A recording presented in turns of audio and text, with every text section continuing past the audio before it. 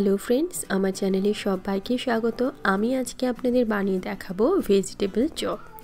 দোকানের ভেজিটেবল চপের কিন্তু স্বাদই অন্য রকমের হয়, তবে বাড়িতে বানালে গেলে ওরকম টেস্ট হয় না। আজকে আমি আপনাদের বলবো একটা মশলা, যে মশলা অ্যাড করলে একদম দোকানের মতন টেস্ট পাবেন। তো ভেজিটেবল চপ বানানোর জন্য এখানে 3টে মিডিয়াম সাইজের বিট সেদ্ধ করে রেখেছি আর একটা বড় সাইজের আলু আমি সেদ্ধ করে রেখেছি। তো এগুলোকে দেখুন, সেদ্ধ করার পর বিটটাকে আমি গ্রেট করে নিয়েছি আর এখানে আলুটাকে হাত দিয়ে ম্যাশ করে রেখেছি, একদম মিহি করার দরকার নেই। এখানে 2 টিস্পুন আমি ভাজা বাদাম রেখেছি আর এখানে রেখেছি 1 টেবিল স্পুন মতন কিশমিশ। আর এইখানে দেখুন কিছু মশলা রেখেছি। এখানে আমি রেখেছি 1/2 টিস্পুন ভাজা মৌরির গুঁড়ো আর এখানে 1/2 টিস্পুন রেখেছি ভাজা জিরের গুঁড়ো।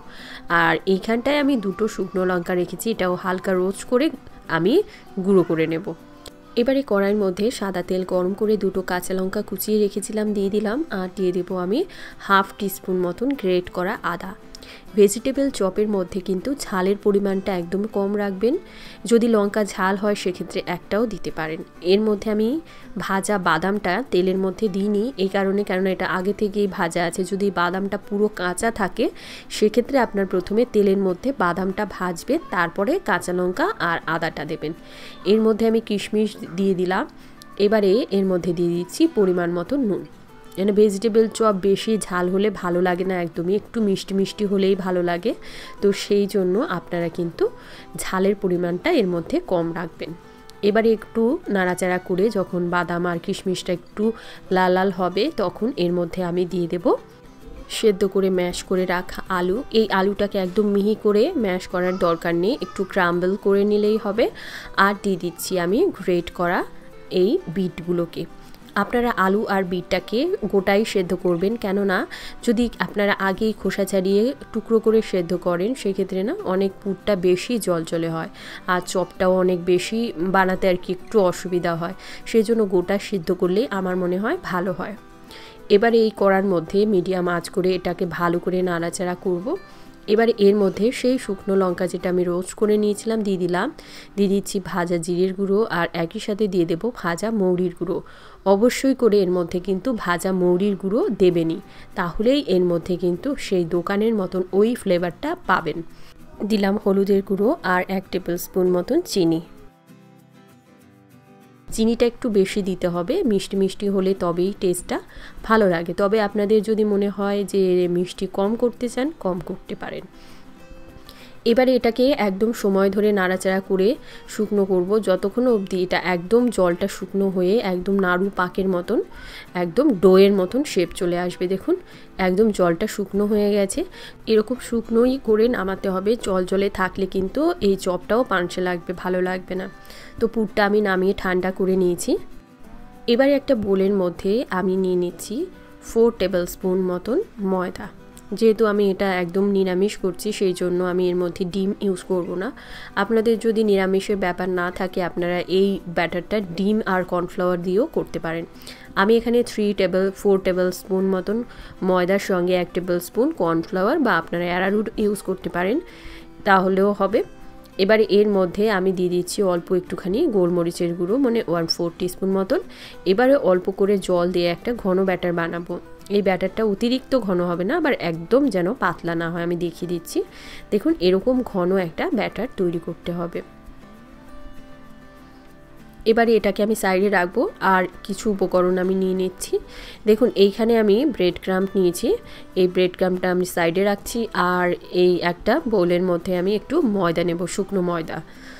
দেখবেন অনেকে খেয়াল করেছেন হবে যে চপের দোকানে ওরা ভেজিটেবল চপটাকে প্রথমে শেপ দিয়ে একটু ময়দায় গড়িয়ে নেয়, তাতে করে এর এক্সট্রা জল যদি থেকে যায় ওটা পুরো টেনে নেবে আর চপটা সুন্দরভাবে বানানো যায়। তো সেই জন্যই করা। তো দেখুন আমি এইটাকে এরকমভাবে করে নেব। আমার ময়দা না লাগালেও হতো, কিন্তু তবুও আমি একটু ময়দায় এটাকে গড়িয়ে নেব প্রথমে। আপনারা লম্বা শেপ করতে পারেন এবং চ্যাপটা শেপ করতে পারেন। এইভাবে আমি সমস্ত চপগুলোকে প্রথমে তৈরি করব, একটু ময়দায় গড়িয়ে এইভাবে প্রথমে রেখে দেব, তারপরে আমি ওই ব্রেড ক্রাম্পে কোট করব। তো আমি ব্রেড ক্রাম্পের উপরেই রাখছি, এইভাবে সবকটা করে নিলাম। দেখুন এইবারে আমি কি করব, একটা করে চপ নেব, নিয়ে আমি এটাকে প্রথমে এই গোলার মধ্যে ডুবিয়ে তারপর ব্রেড ক্রাম্পে ভালো করে গড়িয়ে নেব, কোট করে নেব। এবারে এই ভেজিটেবল চপটাকে প্রথমে আমি এই গোলার মধ্যে চুবিয়ে এই ব্রেড ক্রাম্পে কোট করে নেব। চেষ্টা করবেন একটা হাত শুকনো রাখতে, একটা হাত ভেজা রাখবেন, তাহলে কাজটা অনেক সহজ হবে, বা দুজনে মিলে করলে তো আরোই ভালো হয়। কেননা হাত যদি ভেজা হয়ে যায় না, তাহলে ব্রেড ক্রাম্পে লাগাতে খুব অসুবিধা হবে, পুরো জড়ো জড়ো হয়ে যায়। প্রথমে আমি সিঙ্গেল কোট করেই এগুলোকে রাখছি। আপনারা যদি মনে করেন যে এগুলোকে একটু মোটা করবেন আউট লেয়ারটা, তো এটাকে আপনারা ডবল কোট করতে পারেন। তো এভাবে আপনারা চাইলে ফ্রোজেন করতে চাইলে এভাবে ফ্রিজ করেও রাখতে পারেন। যখন মনে করবেন একটু আগে বার করে তারপরে নর্মাল হলে আপনারা এগুলোকে ভেজে নিতে পারেন। তো দেখুন এটাকে আমি ডবল কোট করব, তাই সেম ব্যাটার মধ্যে আবারও ডুবিয়ে আমি এই ব্রেড ক্রাম্পে কোট করে নিচ্ছি। এইভাবে করে নেব। আপনারা বাড়ির তৈরি ব্রেড ক্রাম্পে করবেন, সবচাইতে থেকে ভালো হয়। আমি তো তার আগে দেখিয়েছি কী করে বাড়িতে ব্রেড ক্রাম্প বানানো যায়, তো সেইভাবে আপনারা করে নিতে পারেন। দেখুন এইভাবে করে নেব সবকটা, তারপরে আমি ভাজবো এগুলোকে। এবার এগুলোকে আমি ছাঁকা তেলে ভেজে নেব। এই ভেজিটেবল চপ ভাজার সময় অবশ্যই করে আঁচটাকে প্রথমে লো রাখবেন। লো আঁচে যখন ভাজা হয়ে হয়ে আসবে, শেষে তেল থেকে তোলার আগে অবশ্যই করে আঁচটাকে হাই করে নেবেন। লো আঁচের থেকে যদি তেল থেকে তোলেন না, চপগুলো অনেক বেশি তেল সোক করে যায়।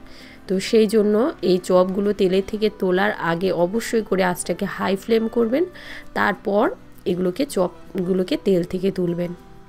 আমার চ্যানেলে স্ন্যাক্সের অনেক রেসিপি রয়েছে, আপনারা প্লেলিস্টে গিয়ে দেখতে পারেন। সেখানে আপনারা পেয়ে যাবেন এঁচোড়ের চপ, যেটা খুবই টেস্টি হয়েছিল মানে খেতে। আপনারা এই সময় বাজারে এঁচোড় উঠছে, আপনারা ওটাও বানিয়ে ট্রাই করতে পারেন। এটা আপনারা অবশ্যই করে কাসুন্দি বা টমেটো সসের সাথে সার্ভ করুন, সাথে একটু স্যালাড রাখবেন, ভীষণ ভালো লাগবে। কীরকম লাগলো আমাকে জানাবেন। ভালো লেগে থাকলে লাইক করুন, শেয়ার করুন, আর আমার চ্যানেলটিকে সাবস্ক্রাইব করবেন। ভালো খান, সুস্থ থাকুন।